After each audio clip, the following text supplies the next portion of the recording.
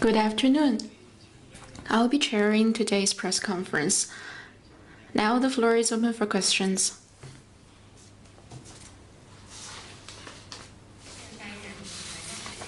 CCTV. It is reported that State Councilor and Foreign Minister Wang Yi had phone call with the Indian External Affairs Minister Jaishankar. They exchanged ideas on the China-Indian border. What's your comment? Will there be any escalation of tensions? Thank you for your question. Regarding the incident happened at the west section of the China-India boundary, the Chinese State Councilor and Foreign Minister Wang Yi detailed China's solemn position during his phone call with Indian External Affairs Minister Jaishankar. As China stated on multiple occasions, the cause of this incident is that the Indian frontline troops blatantly breached the consensus reached at the bilateral commander level meeting.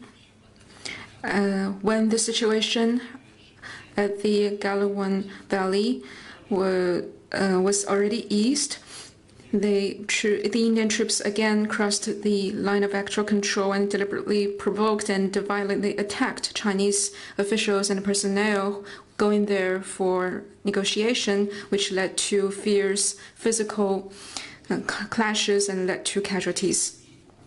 After this incident, both sides had communication and coordination via military and diplomatic channels. Both sides agreed to deal with the serious matter caused by this conflict at the valley in a just manner, jointly observe the commander-level talks consensus, and de-escalate the tension as soon as possible and safeguard peace and tranquility. Currently, the overall situation at the China-India border areas is stable and controllable. We believe that under the guidance of the important consensus reached by the leaders of the two countries, the two sides can properly deal with the relevant matter, jointly safeguard peace and stability at the border areas, and work for sound and steady development of bilateral relations.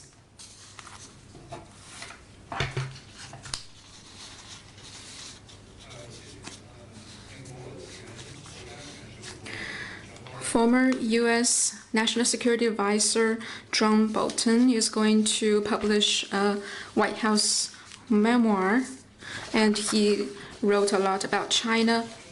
He said that in the G20 summit 2019, President Trump talked to President Xi about the U.S. farmers in the middle and the western part of U.S., and he hoped that China could help him win the election by encouraging purchase from the U.S. of agricultural products. He also stressed the importance of the Chinese purchase of agricultural products from the U.S. So could you confirm that or comment on that? And secondly, he also wrote that during the summit, President Trump said to President Xi that China should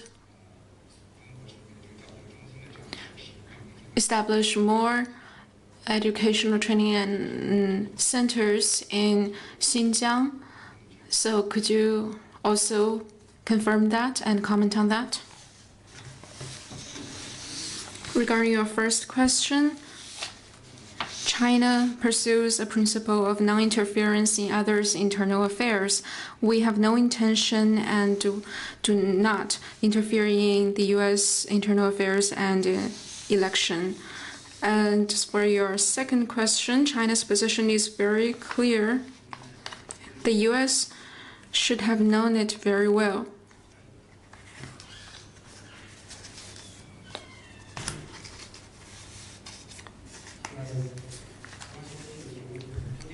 Yesterday, the extraordinary China-Africa Summit on Solidarity against COVID-19 was successfully held. China took more actions to help the African countries in fighting the epidemics, but there are media thinking that China is doing this to increase its influence in Africa. What's your comment?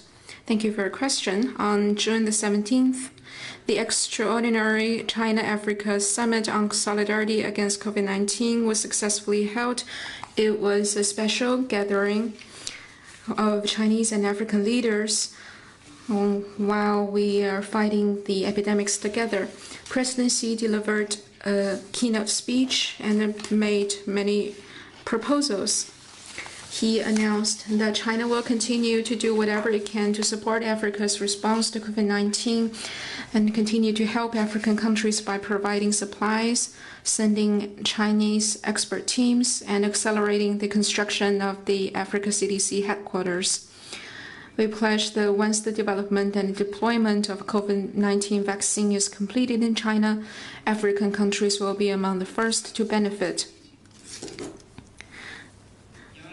And we will work with the international community for those African countries that are hardest hit by the coronavirus and are under heavy financial stress. We will give them greater support by further extending the period of debt suspension and helping them tide over the current difficulty.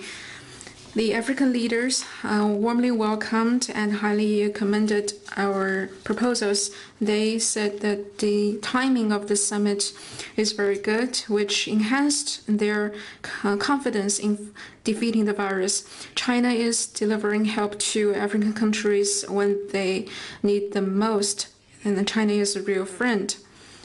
And China and Africa will further enhance solidarity and cooperation against the virus. This will boost global confidence in defeating the virus and set a new example for international cooperation. Now, as the epidemics are still spreading in Africa, the African countries are facing multiple challenges. We hope the international community can increase support for Africa. China hopes that the international community can heed the calls from Africa, respond to their concerns, take more actions, and make concrete contributions for Africa to defeat the virus and achieve sustainable development.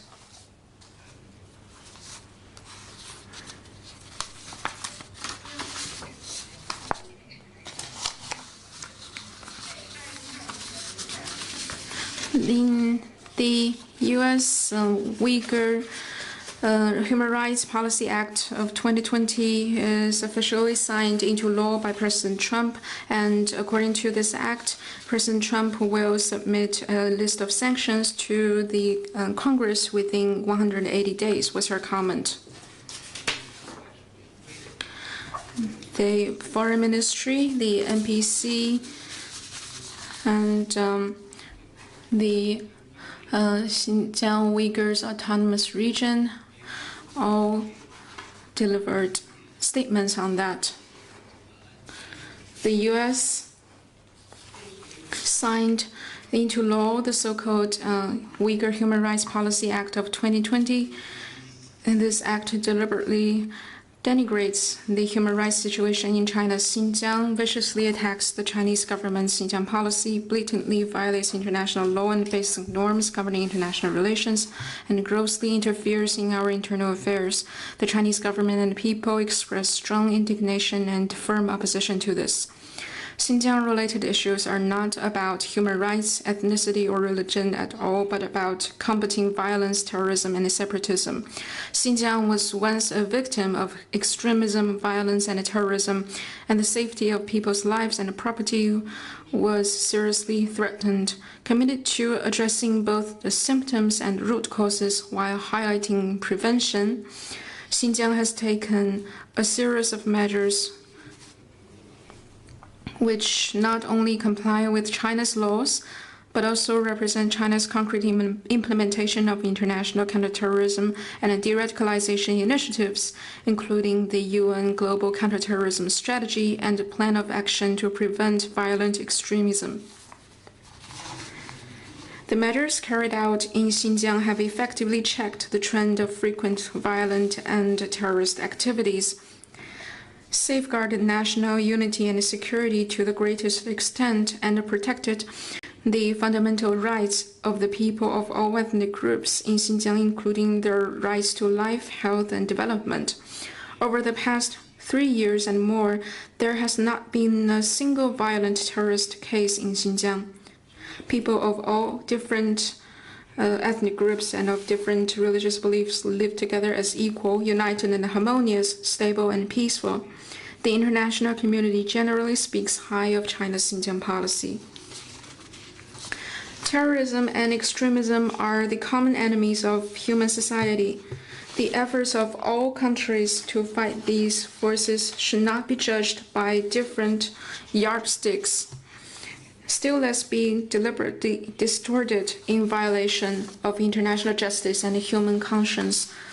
This U.S. act, by ignoring facts and distorting truth, stigmatizing Xinjiang's measures to fight terrorism, separatism, and radicalization, and applying double standards on counterterrorism, further reveals the malicious intention of the U.S. side to undermine China's sovereignty and security, sow discord among various ethnic groups in China, destroy Xinjiang's prosperity and stability, and contain China's growth.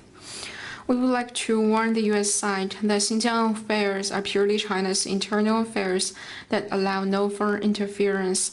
The Chinese government and the people are resolute in safeguarding national security, sovereignty, and development interests.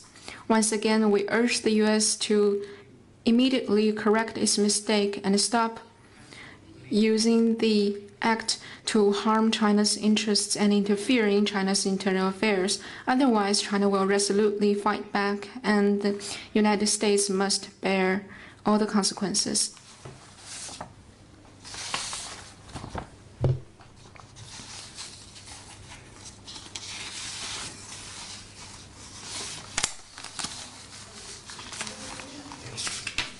The U.S. State Department released information that during Secretary Pompeo's talks with Director Yang Jiechi, they discussed COVID-19. Could you comment on that?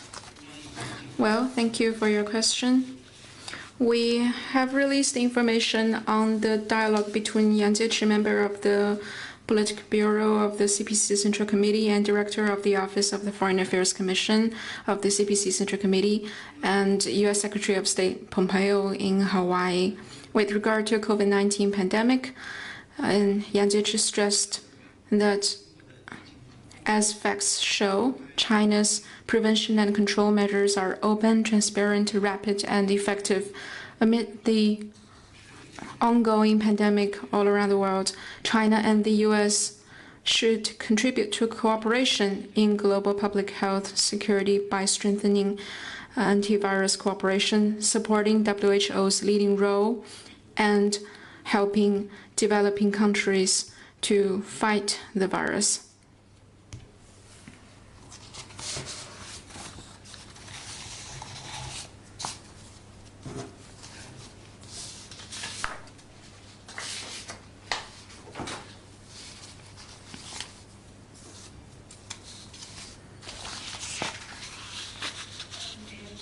法新社，刚才提到说美国可能会有后果，那么请问美方会承担何种后果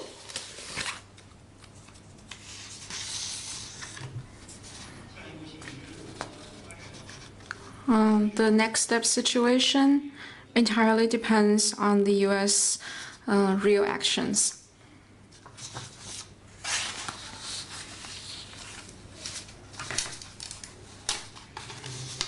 Kyoto News. The G7 foreign ministers issued a statement on Hong Kong-related affairs. So could you comment on that?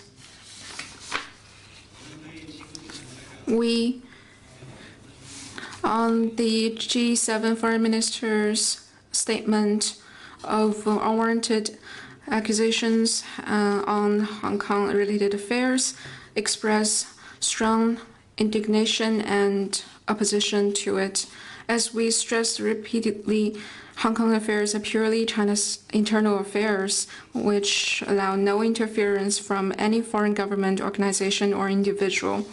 The NPC's decision and the NPC Standing Committee's legislation aims to plug the loopholes in the legal framework for Hong Kong to uphold national security. From the state level, establishing and improving a legal framework and enforcement mechanisms for Hong Kong SAR to safeguard national security is in itself a reflection of the one country, two systems principle, and to ensure this principle can be steadily implemented and ensure Hong Kong's prosperity and stability. As we repeatedly stated, the Sino-British Joint Declaration's core is that China resumes sovereignty over Hong Kong, and the PRC Constitution and the Hong Kong SAR Basic Law constitute the constitutional basis for Hong Kong SAR. China is determined in advancing this legislation. We advise the relevant sides to read through China's constitution and the Hong Kong Basic Law, view this legislation in an objective and fair manner. They should observe international law and basic norms governing international relations, stop interfering in Hong Kong affairs and related China's internal affairs.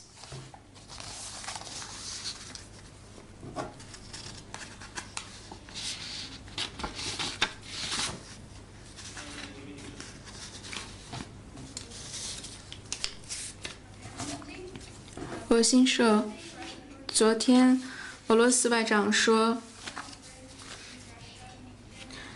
中俄印外长视频会将会在下周2举行，但是后来又有报道说，这个视频会议可能推迟。你能否证实这个会议会被推迟呢？推迟有什么原因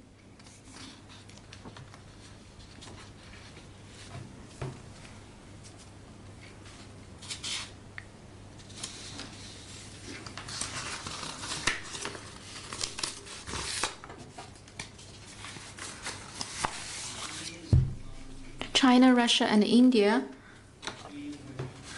are in communication with each other on the arrangement for the foreign ministers' video conference. If there is more information, we will release it in due course.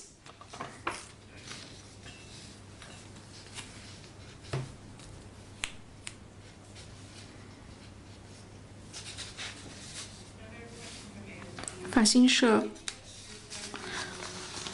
印度似乎已经加强了在边境的边防力量。那么，中方对此有何评论？中方今天是否能宣布中方的伤亡人数了呢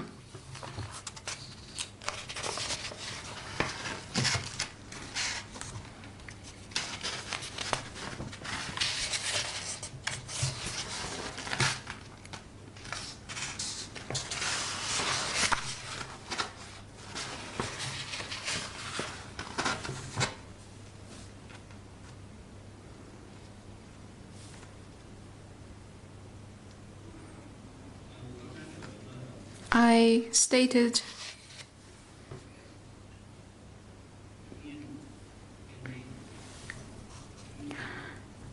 our position on the conflict between China and India at the border areas. That both sides are in communication through the military and diplomatic channels to resolve the situation on the ground. I have no information on that at the moment.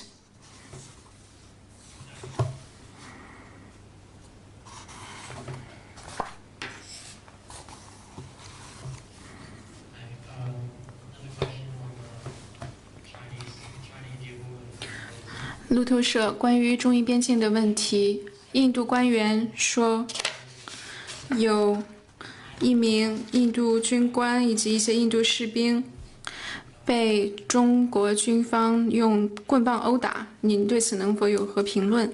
第二，冲突开始是否是因为印方要拆除中方建造在边境线上的设施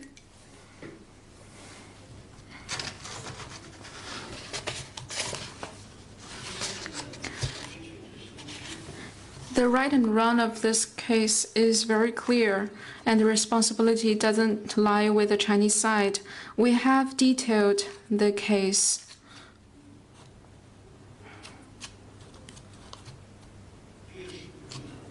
On the 9th of June 15th, the Indian frontline troops blatantly breached the consensus reached by two sides at the commander-level meeting. When the situation at the valley was already east, they once again crossed the LAC, deliberately provoked and attacked the Chinese officials and personnel who went there for negotiation, which caused fierce physical confrontations and led to casualties. We ask the Indian side to thoroughly investigate into this, punish those accountable, strictly restrain its frontline troops, stop immediately all provocations, and ensure such cases won't happen again. Yesterday,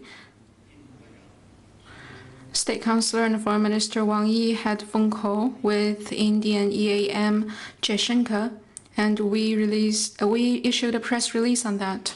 Both sides agreed to deal with the serious situation caused by the conflict at the Galvan Valley in a just manner, jointly observe the consensus reached at the commander level meeting, and de-escalate tensions as soon as possible. They also agreed to, based on the agreements reached by the two countries so far, safeguard the peace and tranquility in the border areas.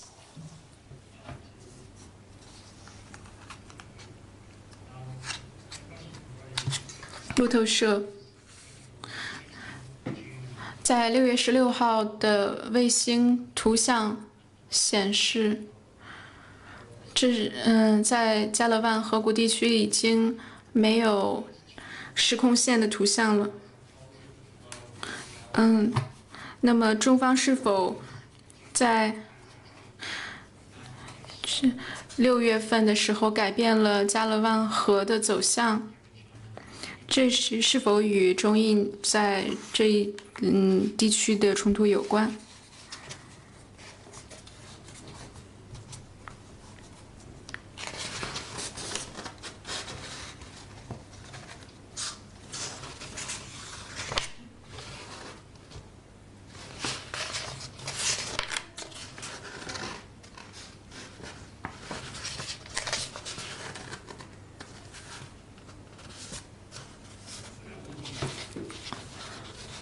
I am not aware of the specifics you mentioned. I think I'd like to stress that for some time the Indian troops at the west section of the China-Indian border boundary and in some other areas, they crossed the LAC and tried to unilaterally change the status quo. And the Chinese troops are committed to uphold peace and tranquility in the border areas. They have been exercising restraint, but they are determined to safeguard our national sovereignty, security,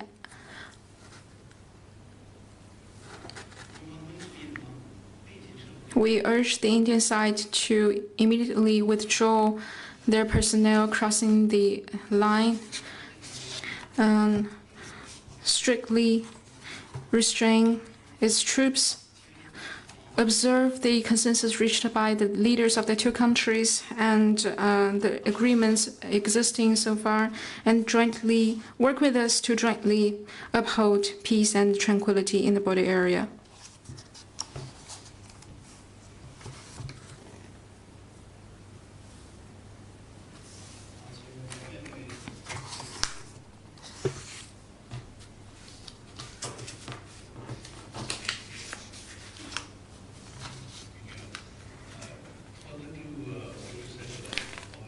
刚才你说到了中印外长的会谈，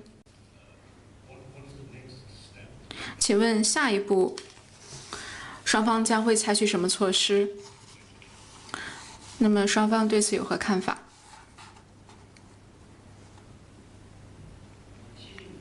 ？Thank you for your question. During his phone call with the Indian EAM Jaishankar, State Councilor and Foreign Minister Wang Yi stated China's position on this.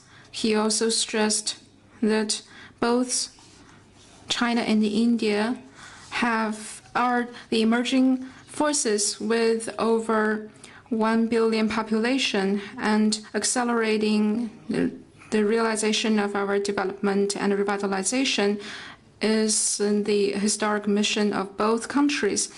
So mutual respect and support is the right way, and it serves our long-term interests.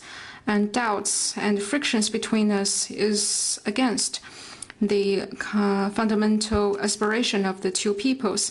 Both sides should follow the important consensus reached by our two leaders and enhance communication and coordination on properly resolve the situation at the border area through existing mechanisms such as our special representatives for the boundary issue and the meeting mechanism between border troops to jointly safeguard peace and tranquility in the border areas.